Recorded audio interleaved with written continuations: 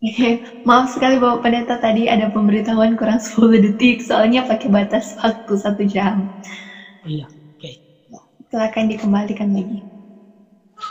Eh, jadi tadi tanya, siapa ini mesti bilang?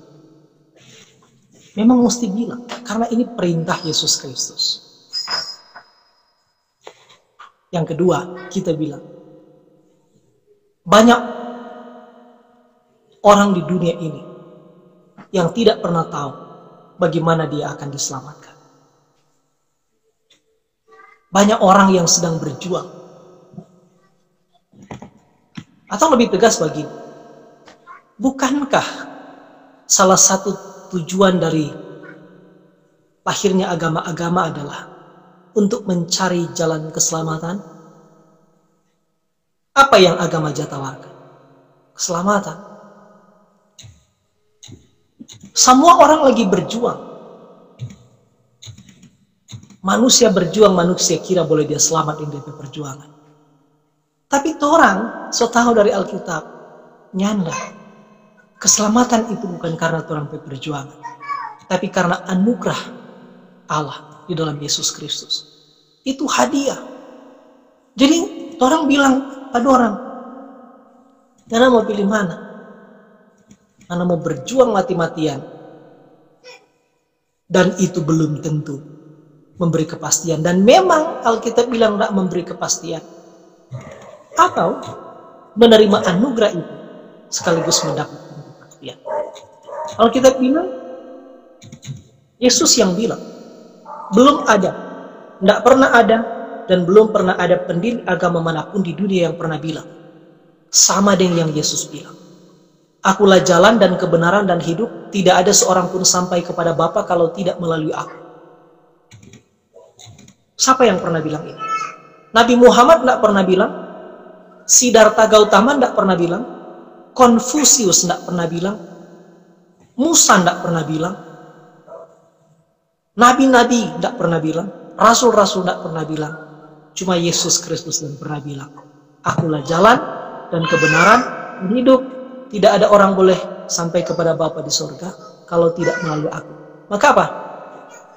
Yesus bukan salah satu juru selamat, tapi satu-satunya juru selamat. Orang mesti tahu ini. Siapa mesti bilang? Karena ini kehendak Allah. Satu. Yang kedua, karena banyak orang yang sedang menuju kebinasaan. Orang tidak mau kasih sayang pada orang. Orang mau jadi orang Kristen yang egois. Biar di mana mati-mati. Karena masuk neraka terserah Anda. Tidak boleh. Salah satu, kita bilang tujuan keempat. Ingat tadi 5 tujuan utama Tuhan menciptakan kita. Kita ulang. Satu, supaya kita boleh memuliakan Dia. Yang kedua, kita menjadi keluarga Allah. Yang ketiga, kita menjadi serupa dengan Kristus. Yang keempat, kita mengasihi, melayani orang lain. Yang kelima, mengabarkan Injil. Salah satu tanda kita mengasihi sesama manusia, kita memberitahu dia bagaimana supaya dia selamatkan. Tak kira itu poin-poin penting. Dan hati-hati, orang ini memang masih bicara garis-garis besar. Orang belum bikin pendalaman, tapi ini masih memberi rangsangan berpikir. Sampai sejauh ini memang masih banyak pemahaman-pemahaman yang salah juga tentang penginjilan. Penginjilan seolah-olah boleh, orang tanya, kita juga so mengabarkan Injil dengan cara apa? Dengan berbuat baik. Mungkin ada yang di antara orang yang sedang menyaksikan ini yang juga pernah berpikir begitu. Berbuat baik itu penginjilan. Kalau orang lagi kena musibah kebakaran, kong torang pi bantu dia kasih doi 100.000, itu mengabarkan Injil? Enggak. Tapi banyak orang Kristen berpikir begitu. Kalau orang berbuat baik, itu kata penginjilan. Bukan. Penginjilan itu adalah penginjilan. Perbuatan baik itu perbuatan baik. Tapi maksud begini, perbuatan baik itu satu hal, penginjilan itu hal lain. Penginjilan tidak boleh diganti dengan perbuatan baik tidak boleh menggantikan penginjilan. Perbuatan baik harus kita lakukan, harus orang Kristen harus berbuat baik. Tapi penginjilan harus dilakukan. Penginjilan secara sederhana, apa? Memberitahu dengan penuh cinta kasih. Kepada siapa? Kepada semua orang. Bahwa kalau engkau menerima Yesus Kristus sebagai Tuhan dan Juru Selamat, engkau diselamatkan. Penginjilan ditujukan kepada orang Islam, Hindu, Buddha, Konghucu, atau ateis sajakah? Tidak. Orang-orang yang lahir dari keluarga Kristen pun, orang tidak boleh bersandar pada iman nenek moyang.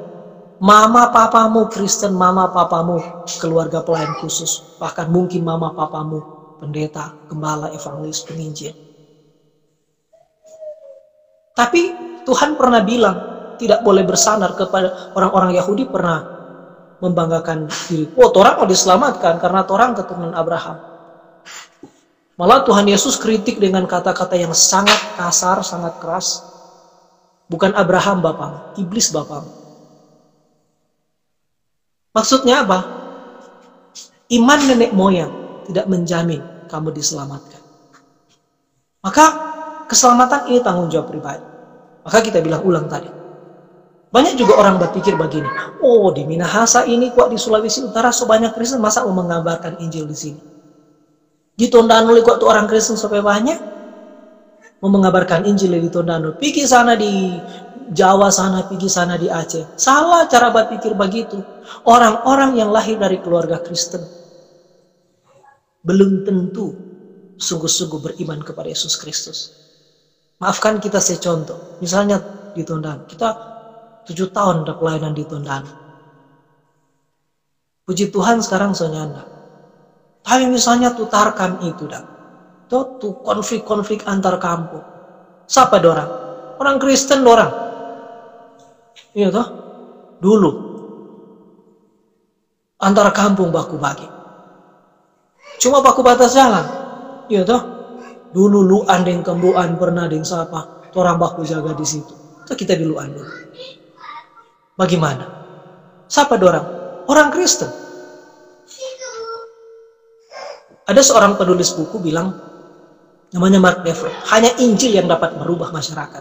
Selama orang tidak hidup di bawah Injil, selama itu akan terjadi kekacau balauan. Kenapa masih terjadi kekacau balauan? Termasuk di daerah-daerah Kristen. Yang orang patut malu. Sulawesi Utara misalnya. Sudah juga usah pikir di Sulawesi Utara, di Minahasa misalnya, Tondano. Kristen. Tiap berapa meter dapat lihat gereja. Tapi juga tuh persoalan-persoalan yang terjadi bukan main, luar biasa. Itu tandanya apa? Belum semua orang yang menyebut diri warga gereja telah hidup di bawah Injil, telah hidup di bawah terang Injil. Itulah kemendesakan penginjilan. Jadi jangan kira orang mau menginjil mesti di Jawa, mesti di tanpa-tanpa di mana-mana. Nah, sangat mungkin teman sekelasmu menjadi orang yang Tuhan kehendaki engkau injili. Coba tanya. Tanya sederhana bagaimana? Misalnya, kita saya contoh, orang tidak bicara teknis ini, mungkin lain kali boleh komisi remaja, orang bahas penginjilan, tapi sebicara teknis. Tapi secara prinsip umum, misalnya bagi, coba tanya, seandainya engkau di EE, kalau ada teman-teman yang pernah ikut EE, Evangelism Explosion itu, pelatihan penginjilan pribadi, kau tanya begini, seandainya engkau meninggal dunia hari ini, engkau yakin masuk surga? Coba tanya begitu, banyak orang mau marah. Kalau orang marah tanya itu, dia tanda apa? Dia sendiri nih tahu kalau dia masuk surga atau nyana. Coba tanya. Sama penatua, guru agama, pendeta, pelayan khusus sekalipun. Coba tanya. Orang mau minta bapak ibu, saudara umur panjang nih. Nah, orang tidak pernah tahu orang punya masa depan. Orang tidak tahu orang mau sampai umur berapa. Mari kita masuk contoh. Seandainya engkau meninggal dunia hari ini, engkau yakin pasti diselamatkan? Engkau yakin masuk surga? Mulia dia kalau tidak takagi. Masalah bukan cuma takagi, dia marah. Cuma misalnya orang tanya bagi orang PKK, orang PAD, atau tanya mama dan papa. Kenapa? Karena suka mama dan papa semua mati. Nah tanya-tanya begitu. Itu sederhana untuk menguji apakah orang telah hidup oleh Injil, dia telah mengerti kepastian keselamatan. Kita memang mau bilang ini apa? Banyak orang tiap hari Minggu pergi gereja, mari dia sendiri tidak pernah tahu dia mau selamat atau nyanda. Karena apa? Yang dia dengar di gereja juga bukan Injil. Maafkan kita mau bilang ini, banyak juga kok pengkhotbah dari atas mimbar bukan lagi Kristus yang dibicarakan. Yang disampaikan dari mimbar apa? Minta maaf teman-teman komisi remaja atau siapapun yang menyaksikan ini. Minta maaf kalau kita bicara ini. Yang orang dengar dari mimbar gereja apa? Apakah mimbar gereja masih dipakai untuk membicarakan Yesus Kristus? Ataukah tinggal semacam seruan-seruan moral? Jemaat rajin bekerja jujur-jujur, baku-baku baik, jangan bahugal, jangan pancuri. Tuhan berkati. Kalau khotbah begitu, apa dia beda khotbah agama Islam, agama Hindu, agama Buddha, Konghucu, dan agama Kristen khotbah? Apa yang membedakan berita dari mimbar gereja dengan mimbar agama yang lain? Kalau sekedar mau bilang jangan korupsi, jangan pancuri, rajin sholat, rajin belajar, jangan malas-malas, jangan membantah orang tua. Salah enggak khotbah begitu? Nyanda, itu benar. Tapi kita mau tanya, kalau khotbah begitu, apa DP beda dengan mimbar agama Islam, Hindu, Buddha, Konghucu, dan agama yang lain? Yang membedakan berita mimbar gereja dan berita mimbar agama yang lain adalah Yesus Kristus. Itu DP soal. Mari torang komisi remaja, torang koreksi. Torang pe khotbah, torang pe renungan-renungan. Apakah masih berpusat pada Yesus Kristus? Atau tinggal seruan-seruan moral? Harap mengerti itu kita maksud seruan moral itu maksudnya seruan-seruan untuk berbuat baik. Tapi juga karena memang hari-hari kok orang baun itu sinetron-sinetron yang tidak mengandung nilai-nilai kekristenan. Kalau engkau berbuat baik, minta maaf tahu bah, tidak berpromosi, tidak berpromosi film Berapa hari lalu kita lihat sempat heboh tuh kasus. Minta maaf mau baca tidak bawa promosi karena anak-anak wak jaba uni dan kita ikut film Ipin Upin. Di situ ada kasus tuh diskusi antara Ipin Upin dan tuh siapa tahu fisika siapa. Surga tuh satu bilang surga ada di bawah telapak kaki ibu. Kong tuh Ipin Upin bilang jadi kalau tidak ada ibu, kong tuh visi bilang tak adalah surga. Langsung sedih kata tuh Ipin. Lalu orang pulang pada Oma. Oma tanya, "Kenapa mau sedih?" Apa tuh Tamang udah bilang, surga kata di bawah telapak kaki ibu. Kalau orang tidak ada ibu dan orang anak yatim, tidak ada surga dan orang, sudah ada ibu. Kok apa tuh Oma bilang? Nah, surga itu ada untuk semua orang, asalkan berbuat baik. Nah, hati-hati. Ini film telah mempengaruhi pikiran anak-anak, termasuk mungkin masih banyak remaja jaba Ipin Upin. Itu jadi pembahasan, jadi viral, memang jadi. Tapi maksud saya adalah film-film itu mempengaruhi cara berpikir orang. Oh iya, orang kota diselamatkan dengan berbuat baik. Itu bukan ajaran Alkitab, itu bukan ajaran Kristen. Ada banyak ajaran di luar sana, tapi kita mau bilang lagi, ada banyak ajaran salah dalam gereja yang kadang-kadang kelihatan benar, malah sebenarnya telah bergeser tanpa orang sadar. Diskusi malam ini tak kira bagus. Terima kasih dan puji Tuhan untuk Komisi Remaja Moria. Saya harap semua orang yang menyaksikan ini khusus, mari orang diinsafkan. Siapa mesti bilang ini penginjilan? Satu, ini kehendak Allah. Yang kedua, kita bilang banyak orang akan binasa. Orang bersikap apa dah? Mau saya biar? Nak boleh. Orang masih ada hati melihat orang lain diselamatkan. Saya kira itu penegasan. Ya, baik sekali pertanyaan yang Bapak Pendeta dapat sampaikan kepada kita sekalian, para teman-teman, mungkin pembina remaja yang menyaksikan IG Talk Remaja Moria Sesaren yang kedua ini, dimana ketika Injil itu harus disampaikan karena itu memang kehendak Allah ya Bapak, kehendak Allah dan banyak orang akan binasa. Memang Justi juga pernah ikut kelas penginjilan sama dengan ada kata yang bilang keselamatan, kepastian keselamatan itu pas orang sodapa itu juga orang harus bagikan ya, dan memandang juga orang berusia, apalagi orang di yang masih remaja ini yang dimana Injil itu menjadi terompet keselamatan, dan Injil juga itu orang bagikan menjadi keselamatan juga kepada orang lain, karena orang setahu orang salah, maka orang yang diselamatkan ini juga harus membimbing orang untuk datang dan mengenal Tuhan Yesus Kristus. Nah, selanjutnya Bapak, apa yang dapat Bapak Pendeta sampaikan tentang peranan orang percaya terhadap penginjilan yang dilakukan masa kini? Nah, yang dimana yang berkaitan dengan konteks remaja.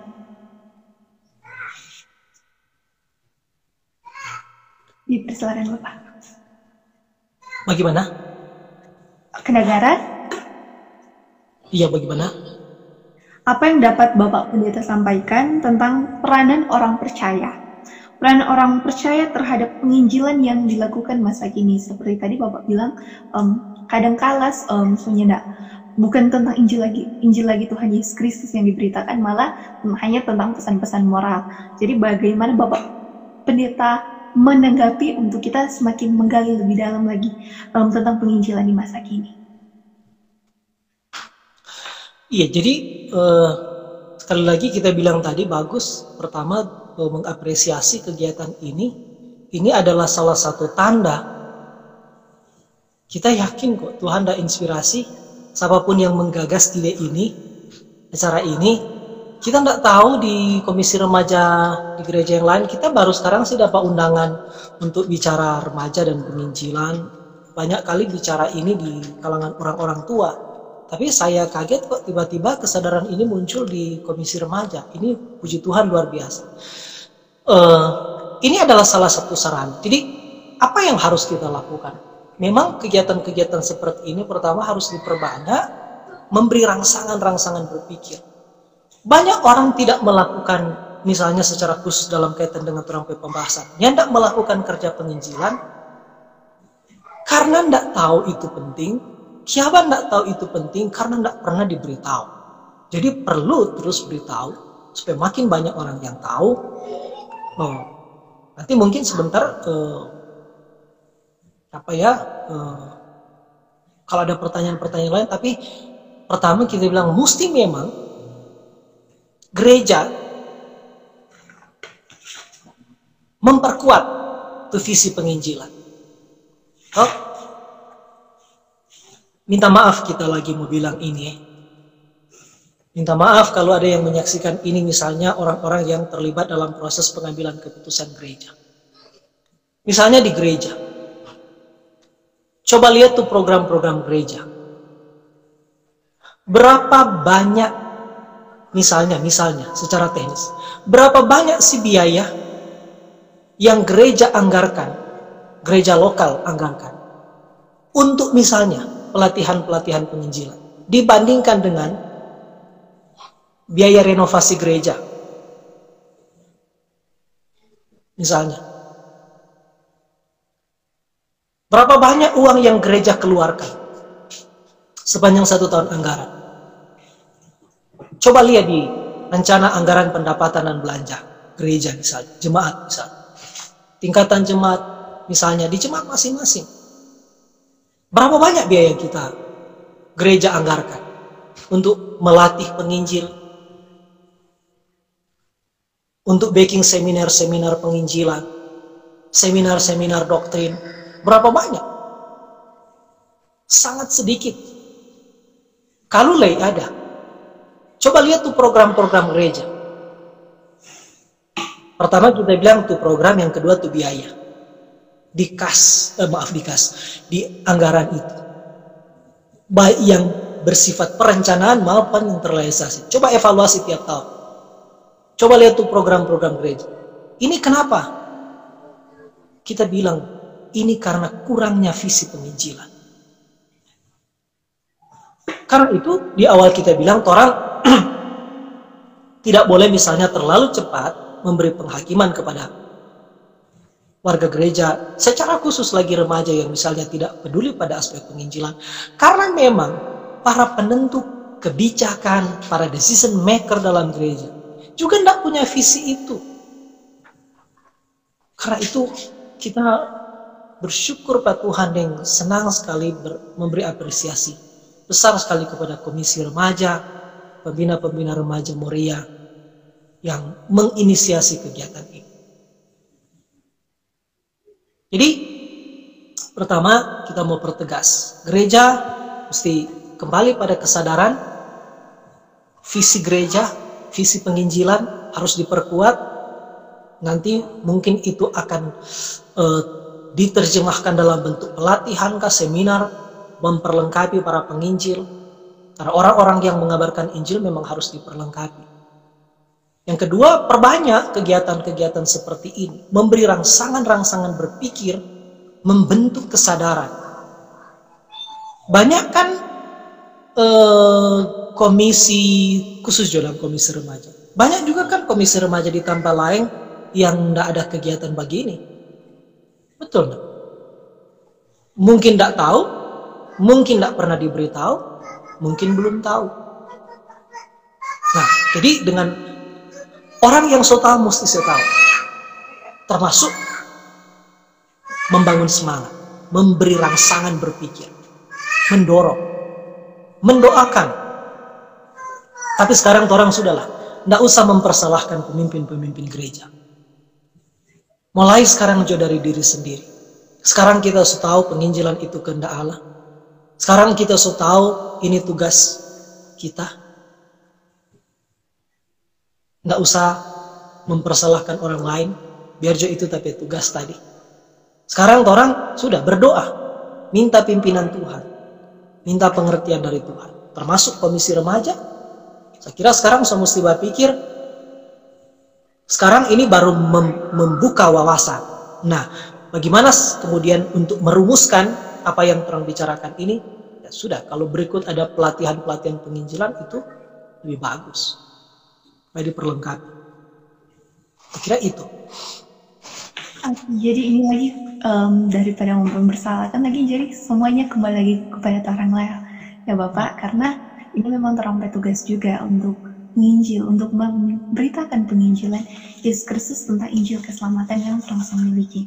Nah, di sini Bapak Pendeta, saya juga ingin bertanya. Nah, di sini sekarang sebagian remaja berpikir bahwa tugas penginjilan bukanlah tugas dari remaja, karena menganggap itu merupakan tugas dari pendeta, guru agama, ataupun permisionaris, bahkan pelayan khusus yang memang telah berpengalaman dalam hal tersebut. Walaupun demikian, dari kuesioner tadi yang saya sampaikan juga data-data yang ada, dari 156 responder, mereka menjawab 100% setuju bahwa tugas penginjilan tidak hanya dilakukan oleh pendeta, guru agama, pelayan khusus, ataupun misionaris saja. Namun, tetapi tidak menutup kemungkinan juga, Pak, kalau masih ada remaja yang masih berpikir seperti yang saya sampaikan tadi, di mana mereka berpikir itu bukan tugas saya. Kenapa demikian? Pada kuesioner selanjutnya, pertanyaan selanjutnya juga diajukan pertanyaan bahwa apakah ini menjadi tugas kita juga? Nah, pada saat diajukan pertanyaan kembali, selanjutnya ada 2 orang atau sekitar 1,28% menyatakan mereka merasa ini bukan tugas dari mereka, bukan tugas dari kita untuk menginjil. Padahal kita telah bahas tadi bahwa tugas penginjilan itu merupakan tugas kita bersama, karena kita sebagai orang-orang yang percaya akan Injil Yesus Kristus, dan kita telah tahu untuk mengarahkan juga orang datang kepada Tuhan Yesus Kristus. Nah, seperti halnya juga ketika tadi juga telah disinggung sebelum itu, amanat agung yang Tuhan Yesus perintahkan kepada kita bukan hanya diam, tetapi pergi ya, untuk memberitakan Injil Tuhan Yesus Kristus. Nah, bagaimana Pak Pendeta dapat menyikapi hal tersebut ketika melihat ada sebagian anak-anak remaja ataupun orang yang menganggap dan masih berpikir bahwa tugas penginjilan itu hanya dilakukan oleh orang yang mendalami saja, bukan tugas dari semua orang percaya, termasuk bukan tugas dari para remaja. Dipersilakan, Pak. Oke. Ada benarnya dan ada salahnya kalimat itu. DP salah di mana? Salahnya kalau menganggap penginjilan itu hanya tugas orang tertentu. Karena yang benar adalah penginjilan itu menjadi tugas semua. Jadi kita ulangi. Ada salahnya dari kalimat tadi, dari pernyataan-pernyataan orang tadi, termasuk dari hasil kuesioner. Yang salah di mana? Salah kalau menganggap penginjilan itu hanya tugas sebagian orang. Karena menurut Alkitab tugas penginjilan adalah tugas semua orang. Tapi ada benarnya kalimat dari remaja itu. Misalnya tadi bilang apa? Penginjilan hanya tanggung jawab hanya bila dilakukan oleh orang yang apa? Mendalami apa? Kalimat hampir kalimat. Nah, itu kalimat benar. Maksudnya apa? Kasih contoh. Yasti atau teman-teman lain. Kalau ini cuma contoh, yang nggak minta-minta ya, contoh. Yang lain juga dengar contoh. Kalau misalnya sakit parah, kita mau tanya. Misalnya Yasti, lebih percaya ini sakit parah dan butuh penanganan medis. Yasti lebih percaya mau dirawat oleh mahasiswa Fakultas Kedokteran semester 1 atau dirawat oleh dokter spesialis. Kamu tanya, Yasti lebih percaya, lebih yakin, lebih aman siapa mau rawat? Mahasiswa Fakultas Kedokteran semester 1 atau oleh dokter ahli, dokter spesialis, profesor doktor le. Ya, tentu saja dokter spesialis. Nah, betul. Begitulah itu penginjilan. Maksudnya apa sih? Tadi ada kalimat dari remaja. Penginjilan itu hanya tugas sebagian orang. Itu salah. Yang benar adalah penginjilan itu tugas semua orang yang beriman kepada Yesus Kristus. Tapi juga kita bilang tadi, orang-orang yang mau mengabarkan Injil mesti diperlengkapi dulu, mesti memperlengkapi dulu. Bagus tuh kalimat, hanya dilakukan oleh orang yang mendalami. Memang begitu. Betul nggak? Ada benarnya tuh kalimat itu. Nah, apa tuh dia mau dibilang? Lihat tuh Injil dia yang tahu. Dia sendiri nggak punya kepastian. Oke? Jadi kita bilang ada benarnya kalimat tadi. Penginjilan hanya dilakukan oleh orang-orang yang memahami atau mendalami saja. Memang begitu. Karena itu tugas kita adalah setelah menjadi orang yang beriman kepada Yesus Kristus, itu satu hal. Yang kedua, perhatikan kalimat berikut. Untuk selamat kita perlu iman. Tapi untuk bertumbuh kita perlu ajaran atau doktrin yang benar. Orang yang mau menginjil mesti memperlengkapi diri. Orang yang mau menginjil mesti belajar. Orang yang menginjil mesti mengerti firman Tuhan. Orang yang mau mengabarkan Injil mesti tahu apa yang dia akan katakan. Dia yakin itu sebagai suatu kebenaran. Dia betul-betul telah hidup oleh apa yang akan dia sampaikan. Jadi kita bilang ulang tadi, ada benarnya, ada salahnya. Jadi memang begitu. Itu pekerjaan penginjilan harus dilakukan oleh semua orang. Iya. Tapi orang-orang yang yang mau mengabarkan Injil memang mesti memperlengkapi diri, mesti melakukan pendalaman, mesti belajar Alkitab, mesti banyak belajar secara khusus tentang materi-materi penginjilan. Karena itu yang kita bilang tadi, ada benarnya, ada salahnya tuh kalimat gitu. Bagaimana? Betul nggak? Supaya apa? Orang yang mau dengar tuh Injil yang orang mau bilang. Sama yang tadi Yasti bilang, bodoh.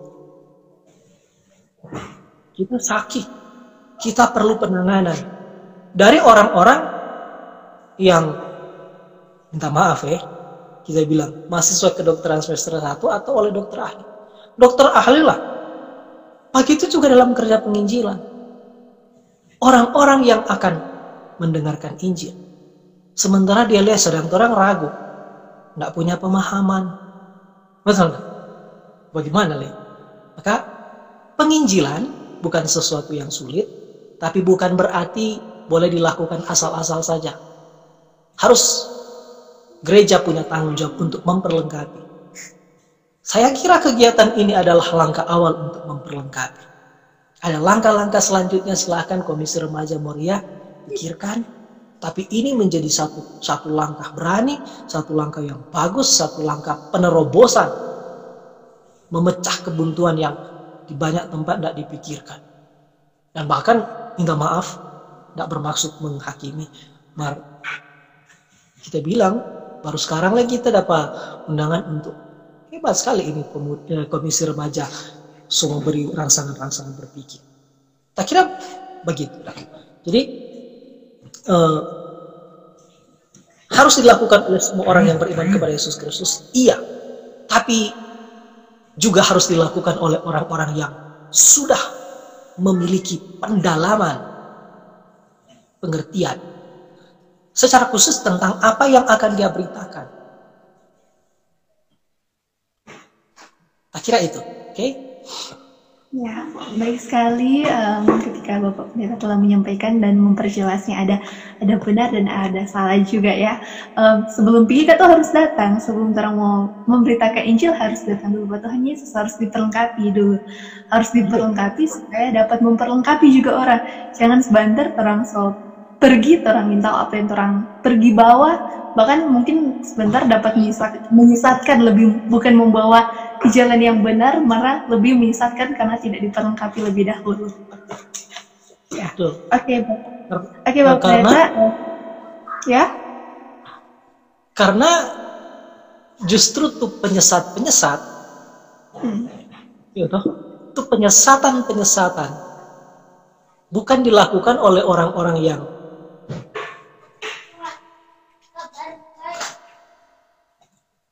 atau bilang coba gini. Itu penyesatan-penyesatan justru banyak kali dilakukan oleh orang-orang yang kelihatannya melayani Tuhan. Padahalnya enggak. Nah, terang bagaimana membedakan itu? Mesti belajar, memperlengkapi diri, minta hikmat Tuhan, belajar, gereja bertanggung jawab, latih itu remaja, latih itu pemuda, latih itu penginjil muda. Mesti latih kan. Ya toh? Karena dari urutan begini Paulus bilang. Bagaimana orang mendengar Injil kalau tidak ada yang pernah memberitahu? Bagaimana ada yang mau memberitahu kalau misalnya tidak ada orang yang mengutus mereka? Jadi perlu ada yang mengutus, memperlengkapi, mempersiapkan, mengutus, nopang, membiayai. Kalau tidak backing ini bagaimana? Orang berharap remaja-remaja juga mesti rajin memberitakan Injil. Sementara mereka juga belum hidup oleh Injil, belum hidup di bawah Injil, belum diberi pengertian.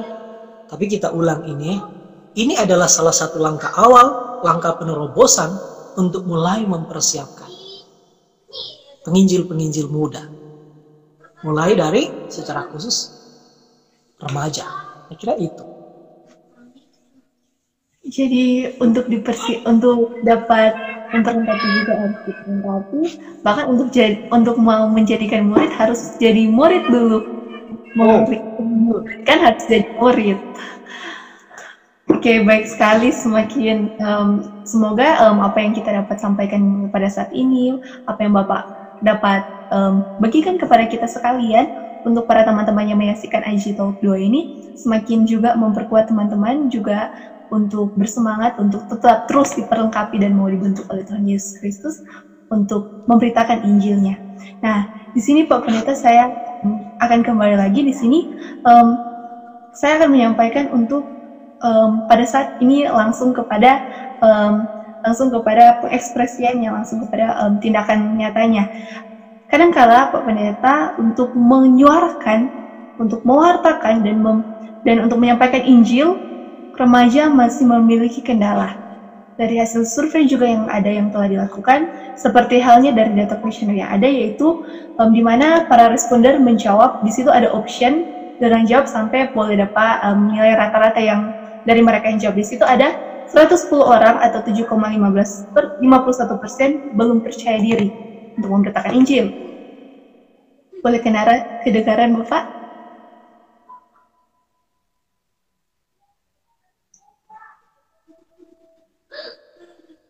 Boleh kedengaran?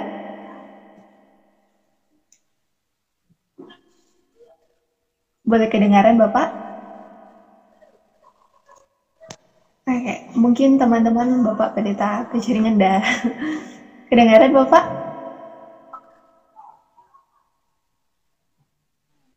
Tes? Oke, mungkin ada masalah di jaringan. Di mana yang hilang-hilang signal ini?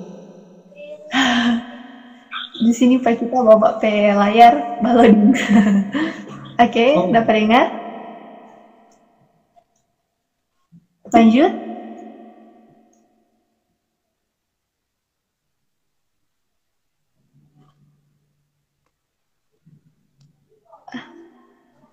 Oke. Kedengaran Bapak? Ya, sekarang boleh. Oke. Saya ulang kembali. 110 orang atau 70,51% mengatakan belum percaya diri. 13 orang atau setara dengan 8,33% merasa masih takut untuk memberitakan Injil. Sedangkan 2 orang atau 1,28% merasa bukan tugas saya. Dan 2 orang atau setara dengan 1,28% memiliki kendala egoisme. Bahkan di antaranya ada 13 orang 8,33% tidak tahu cara melakukannya, karena seperti yang kita katakan juga tadi, belum diperlengkapi untuk memperlengkapi orang. Nah, bahkan ada juga 16 orang atau setara dengan 10,26% menjawab dengan berbagai kendala ataupun alasan lainnya. Nah, ataupun juga dapat ditambahkan lagi, orang takut untuk memberitakan Injil, karena sebelum memberitakan Injil,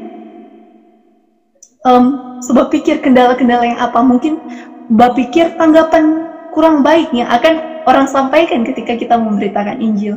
Dan pada saat ini saya ingin bertanya kepada Bapak Pendeta, bagaimana caranya untuk kita dapat menghilangkan sugesti negatif yang kita pikirkan? Maksud saya di sini ialah sugesti negatif, ialah pemikiran-pemikiran yang menghadapi kendala saat kita ingin melakukan penginjilan. Apalagi banyak sekali kata yang pernah keluar, yang pernah saya dengar juga, masih kok anak kemarin masa mau menginjili. Memang orang juga kembali lagi ketika kita belum diperlengkapi. Nah, namun ini berbicara juga ketika orang sudah diperlengkapi, namun masih ada orang-orang yang menganggap hal seperti itu, malas, banter. Orang yang diperlengkapi ini menjadi takut bahkan mundur. Jadi bagaimana Bapak Pendeta untuk menyikapi hal tersebut? Bagus. Kita dua contoh. Satu, kebanyakan orang takut ular. Boleh dapat dengar? Kebanyakan orang takut ular. Ada orang-orang tertentu yang tidak pernah takut ular. Siapa dorang? Tuh orang-orang yang tidak takut pegang ular itu apa? Pawang, tahu? Pawang ular. Kita takut. Kalian tahu kalau teman-teman remaja berani taruh ular enak saja terlingkar-lingkar. Ada orang yang dapat lihat dia sangat menikmati, tidak pernah takut ular. Kenapa ada orang yang begitu takut ular, tapi ada orang yang tidak pernah takut? Siapa tuh tidak takut? Saya bilang pawang. Pertanyaan begini, siapa tuh pawang yang tidak takut ular?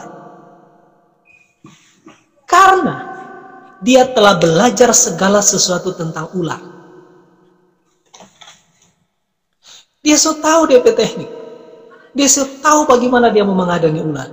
Bahkan kalau ular gigit sekalipun, dia sudah tahu bagaimana mau selesaikan. Dia racun supaya jangan membunuh dia. Betul enggak? Siapa dia tidak takut? Karena dia sudah belajar. Dia sudah memperlengkapi diri. Dia sudah punya pengetahuan yang benar. Pengetahuan yang lebih banyak dibanding orang lain, misalnya tentang ular. Karena itu dia tidak takut. Kita takut mau pegang ular. Kenapa? Kita tidak tahu bagaimana mau mengadani ular. Kita tidak punya pengetahuan. Bagaimana DP teknik, bagaimana supaya dia mau... Aduh, kita tidak. Tapi kalau pawang dia sudah belajar, maka dia berani mau mengadani itu ular. Contoh kedua. Misalnya di sekolah, guru matematika bilang begini, anak-anakku, siapa yang boleh hafalkan atau siapa yang boleh sebutkan rumus Pitagoras? Ada enggak anak bilang begini, Enci atau Bapak, kita sebenarnya tahu sekali, mari kita malu. Atau kita takut mau bilang, ada enggak? Enggak ada. Kalau dia tahu, dia dengan berani, enggak malu. Waktu guru bilang, siapa yang tahu rumus teori Pitagoras, acungkan jari dan silahkan sebutkan.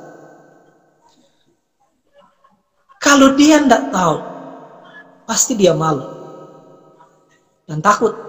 Tapi kalau dia tahu, Ibu, kita tahu teori Pitagoras, kuadrat sisi miring sama dengan jumlah kuadrat kedua sisi siku-sikunya. A kuadrat sama dengan B kuadrat tambah C kuadrat. Misalnya begitu, terus dah. Kita bilang tadi, ada enggak orang begini? Dia sudah tahu tuh teori Pitagoras itu kuadrat sisi miring sama dengan jumlah kuadrat kedua sisi siku-sikunya. Mari dia bilang begini, Ibu, sebenarnya kita sudah tahu, mari kita tahu, mari kita malu. Enggak mungkin. Begitulah juga dalam penginjilan. Karena itu kita bilang, ayo orang berpikir lebih luas. Begitulah juga dengan penginjilan. Kita tidak boleh cepat-cepat mempersalahkan. Kenapa misalnya remaja? Bukan cuma remaja. Kebanyakan orang dewasa, kebanyakan orang Kristen. Kenapa takut menginjil? Kenapa malu menginjil? Karena dia sendiri tidak punya pengetahuan yang akurat. Dia tidak punya pemahaman yang kuat. Tapi sebaliknya, kalau kita telah memiliki pemahaman yang benar, kita telah hidup di dalam Kristus, pengertian-pengertian iman yang benar, kita telah bertumbuh dengan rohani yang benar, kita telah memperlengkapi atau diperlengkapi. Misalnya firman Tuhan dalam aspek-aspek teologi, dalam prinsip-prinsip penginjilan, kita akan secara otomatis menghapus tuh ketakutan-ketakutan itu. Kita hidup dalam tekanan rasa malu, rasa takut. Biasanya karena memang orang tidak memiliki keyakinan yang kuat terhadap sesuatu yang orang kerjakan. Orang kalau sesuatu yang orang akan kerjakan dan orang misalnya punya pengetahuan yang akurat, orang sangat ahli melakukan itu, tidak mungkin orang takut. Kita contoh tadi, kalau dia tahu tuh teori Pitagoras, Ibu bilang, siapa yang tahu teori Pitagoras? Maju. Ada enggak dia so tahu sekali dia malu, dia takut maju? Enggak mungkin. Begitu tuh penginjilan itu. Jadi, karena itu apa? Karena itu yang orang harus lakukan adalah memperlengkapi.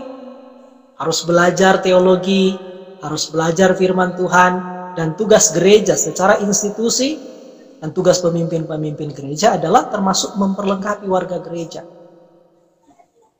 Metode-metode seperti ini, melalui pelatihan-pelatihan, berdoa minta pimpinan Tuhan. Kalau boleh, saya memberi diri menjadi penginjil. Saya tidak tahu, saya berharap ada anak-anak remaja, ada orang-orang muda yang sedang menyaksikan siaran ini, yang sekarang disadarkan oleh gerakan Roh Kudus betapa pentingnya tugas penginjilan.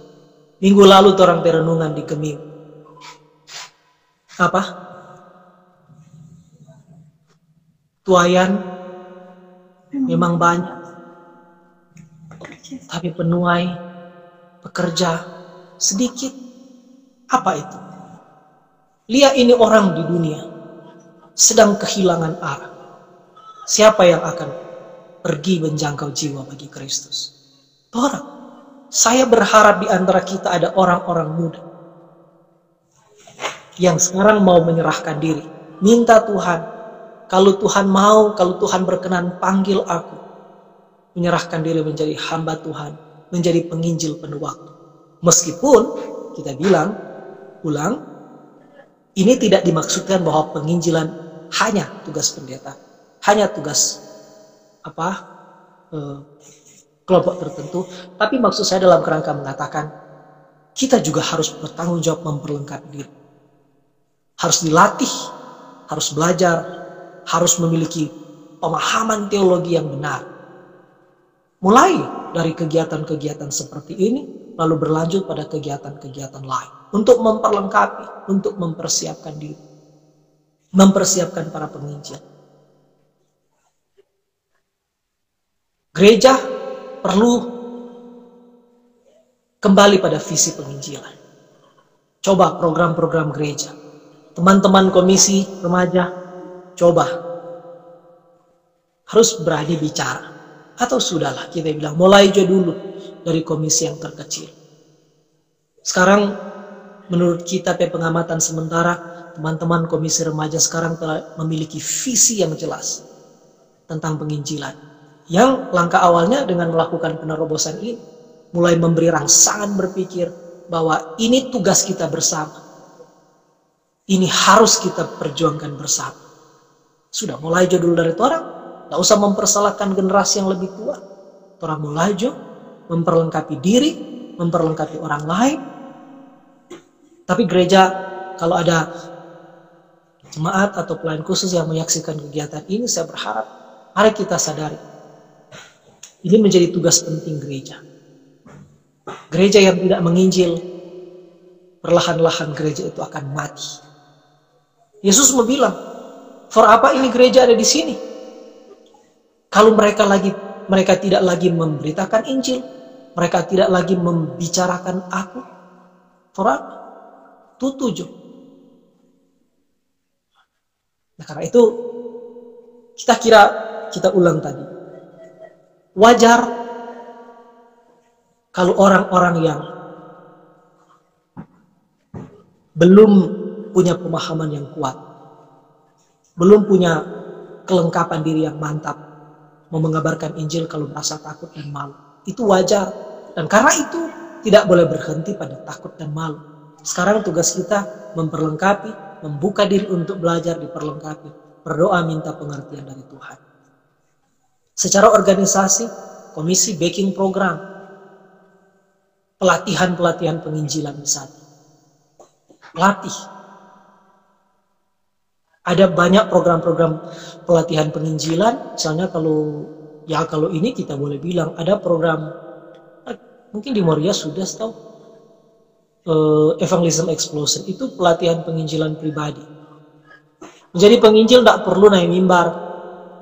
Mimbar adalah salah satu tempat, bukan satu-satunya tempat. Tapi ada metode-metode penginjilan pribadi yang di mana saja, kapan saja, di mana saja boleh memberitakan Injil. Tapi harus dilatih. Ada caranya, ada tekniknya, ada metodenya, ada prinsip-prinsip. Nah, orang hari ini saya baru juga membicarakan pengertian-pengertian umum. Belum masuk pada prinsip, orang belum masuk pada apa yang itu mau bilang, bagaimana mau bilang, itu langkah-langkah penginjilan dan bagaimana. Orang belum masuk pada aspek itu, kan? Itu langkah-langkah. Penginjilan dimulai dari mana? DP cara bagaimana? Nah, itu nanti di pelatihan misalnya. Tapi hari ini bagus sekali melakukan terobosan yang luar biasa. Tak kira itu. Oke, jadi ini lagi kembali lagi untuk diperlengkapi. Ketika sudah diperlengkapi, ketika saya belajar ya sudah siap secara otomatis telah dikuatkan dan telah disiapkan bersama. Nah, sebelum itu masih ada satu pertanyaan lagi sebelum kita ada tadi sudah ada tadi just lihat di komen itu sudah ada yang bertanya. Ini ada lagi satu pertanyaan sebelum masuk di pertanyaan tanya jawab. Sebelumnya itu Justi semua break dulu dan Mas, saya minta potong lagi di tengah-tengah pembicaraan. Nanti bisa dimasuk ulang lagi Bapak.